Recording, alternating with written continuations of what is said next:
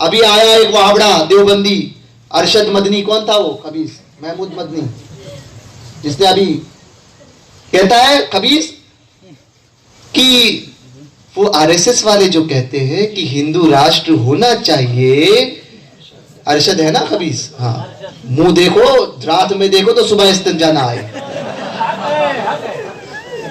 वो खबीस कहता है कि हिंदू राष्ट्र होना चाहिए। आरएसएस अगर वाले कहते हैं तो सही कहते हैं, हम भी कहते हैं कि हिंदू राष्ट्र बने। मैंने कहा हाँ, तू खाली है इसलिए डरता है, समझे, तू वही मोदी के तलवे चाट, समझे, तू वही कर, चाट तू आरएसएस के तलवे, इसलिए कि तू है ही उनका, तू नमक ही उनका खाता है, और ये कायदा है जो जिसका खाता है वो उसका गाता है, समझे। तूने खाया ही, तूने क्या, तेरे बाप दादा भी वही खाते आए, अंग्रेजों के तलवे चाटते आए, अंग्रेजों के हाथ पे बिकने वाले दल्ले और दल्लालों, तुम हमें सिखाओगे। बोले हिंदू राष्ट्र बनना चाहिए। हिंदू राष्ट्र के मानी अगर वो ये है कि हिंदुस्तान में रहने वाला हिंदी है और हिंदी से हिंदू है तो हिंदू राष्ट्र। मैंने कहा चुप बैठ, जरा खामोश रहे, ख़ाजा के दीवाने अभी भी मौजूद हैं। नारे तकबीर, नारे रिसालत, शहजादे गौसे आज़म जिंदाबाद, ख़ाजा का हिंदुस्तान जिंदाबाद, नारे तकबीर, उनके हुजूर मुफ्ती आज़म। मैंने कहा हिंदुस्तान सलामती गरीब नवाज की बदौलत है। मैंने कहा तू क्या हम लोगों को निकालोगे, हिंदुस्तान की सलामती के लिए जो है वो सलामती चाहते हो ना, तो ये बात जरूर दिमाग में रखना कि हिंदुस्तान में ये मुसलमान सलामत रहे, समझे। जिस दिन निकालोगे उसी दिन मरोगे, जलजले उसी दिन आएंगे तुम्हारे लिए, समझे। हम मौजूद है ना गरीब नवाज के गुलाम, इसलिए हिंदुस्तान महफूज है। हमें क्या निकालोगे तुम, हिंदू राष्ट्र बनाओगे, कौन सा राष्ट्र बनाते हो, समझे। गरीब नवाज का राष्ट्र है ये, तेरे बाप का राष्ट्र नहीं है।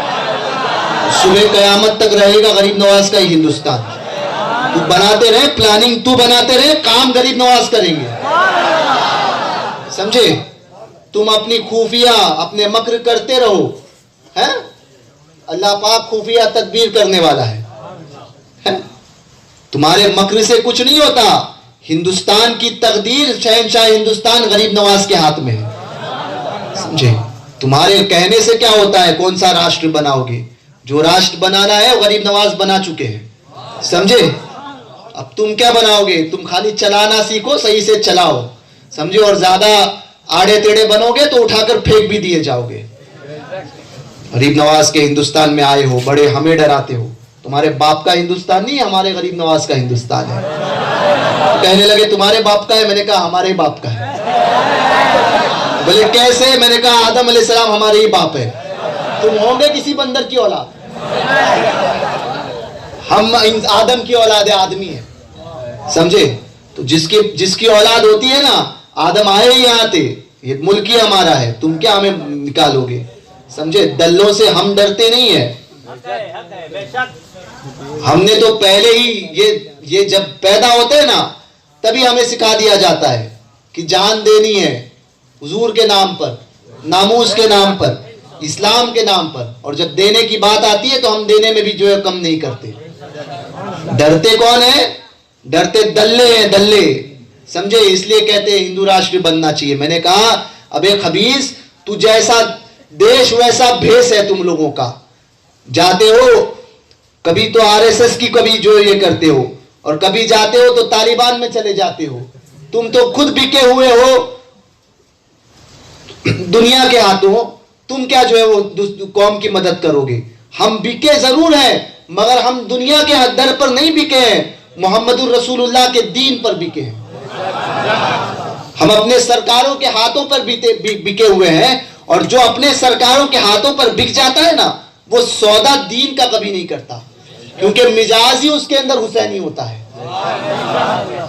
बैत करते हैं बिकने के लिए, बैत के एक मानी यह भी है कि हुसैनी मिजाज लेते हैं। बैत जब करते हैं ना, बोले पीरी मुरीदी तुम करते हो, मैंने कहा हम ही करते हैं और हमारी ही बैत सही होती है। क्योंकि यजीद की बात करने वाले लोग भी थे जो देवबंदी जैसे लोग करते हैं। हुसैनी बैत सिर्फ सुन्नी करता है, जब हाथ देता है ना तो हाथ देने के बाद में यही ऐद करता है कि दीन का सौदा नहीं होने देंगे, ईमान का सौदा होने नहीं देंगे। तो हुसैनी मिजाज यहां पर भी लेकर आओ। तो ये हुसैनी मिजाज है, इसको जिंदा रखो। और इसी मिजाज को हमारे बुजुर्गों ने दिया था। 1400 साल में यही मिजाज हमें हमारे बुजुर्गों ने दिया है। तो सुन्नियों, सुन्नी बनकर रहो। और मुफ्ती आजम कैसे बने? मुफ्ती आजम कैसे बने? तो मुफ्ती आजम के बनने का राज ये था कि मुफ्ती आजम ने ये कहा था, या रसूल अल्लाह, तुम्हें जाना, तुम्हें माना, न रखा गैर से काम, लिल्लाहिल हम्द, मैं दुनिया से मुसलमान।